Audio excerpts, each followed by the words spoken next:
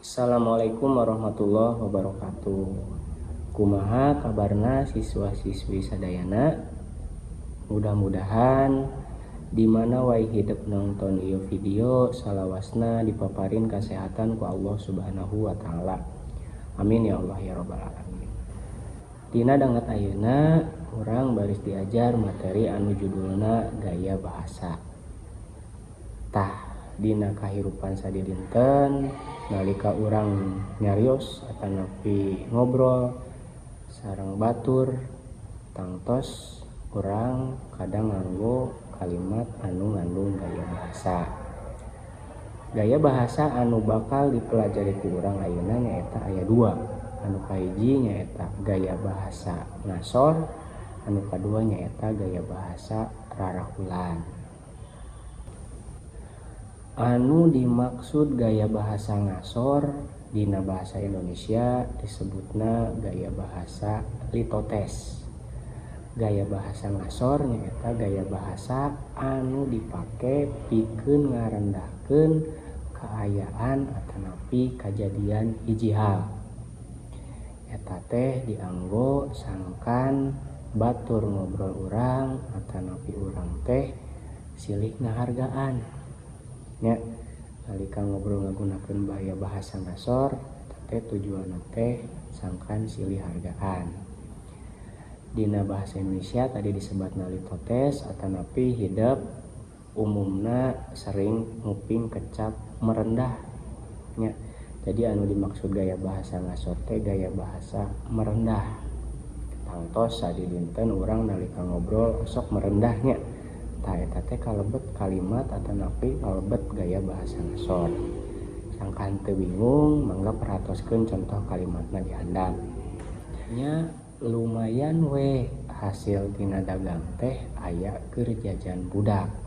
Tah kalimat eta ngandung gaya bahasa ngasor atanapi merendah. Mangga perhatoskeun. Kecap lumayan sareng kecap jajan budak eta teh ngandung kalimat gaya bahasa ngasor. Ieu kalimat teh biasana diobrolkeun nalika tukang dagang atanapi anu icalan aya nu naros. Ditaros misalkeun contohna sabaraha penghasilan tina dagang teh, kunu icalanana kunu dagangna pasti diwalarna sapertos kieu.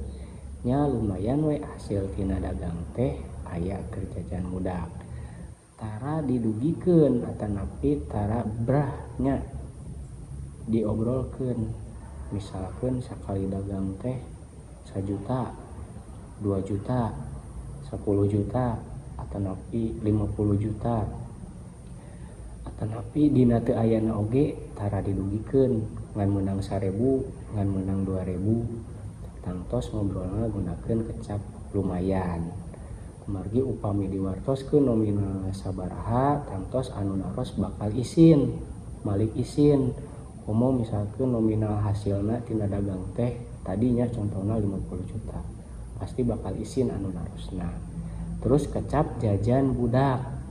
Memang hasil tina dagang, tina icalan, tina usaha sadayana bakal dianggo kanggo jajan budakna henteu tangtos nya. Bisa wae dianggo modal deui atanapi kanggo kebutuhan-kebutuhan anu sanesna. Mangka kalimatnya lumayan we hasil tina dagang teh aya keur jajan budak. Ieu kalebet kana kalimat anu ngagunakeun gaya bahasa ngasor atanapi merendah. Salajengna anu kadua aya gaya bahasa rarahulan. Ari ngasor mah merendah, ari rarahulan mah meninggi atanapi meroket. Anda pernah nguping kecap merendah untuk meninggi. Tah ari rarahulan mah meroket atanapi meninggi. Kebalikan atanapi sabalikna tina gaya bahasa ngasor. Dina bahasa Indonesia gaya bahasa rarahulan disebutna gaya bahasa hiperbola. Maksudna nyaeta gaya bahasa anu dipake pikeun nyaritakeun atanapi mere nyaho eta kajadian teh, eta kaayaan teh mere kesan anu luar biasa. digede-gedekeun lah sabenerna mah teu kitu ngan diageng-agengkeun tetapi rarahulan disebutna. Mangga supados teu bingung dihandap aya contoh kalimatna.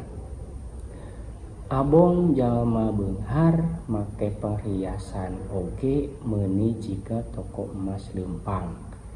Tah ieu kalimat ngandung gaya bahasa rarahulan, digede-gedekeun. Sabenerna mah teu kitu nya. Jalma beunghar make perhiasan oge meuni jika toko emas leumpang. Sabeunghar-beungharna jalma asana moal mungkin nya leumpang bari memanggul toko emas nya abot eta lasih emas mah.